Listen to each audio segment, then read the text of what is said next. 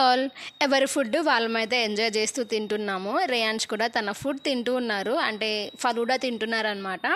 So ఇక్కడ ఏమైందంటే ఒకసారి నేను మిల్క్ షేక్ తాగుతూ ఉండగా టేబుల్ మీద కొంచెం పడిందనమాట.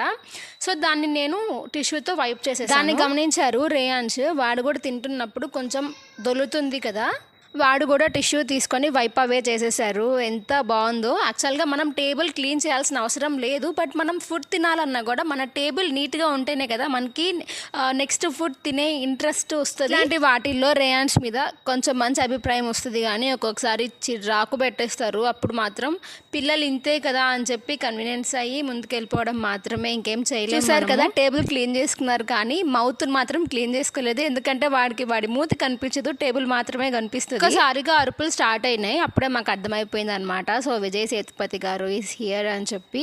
సరే మరి వెళ్ళొస్తా. Thank you and please to subscribe. Bye bye.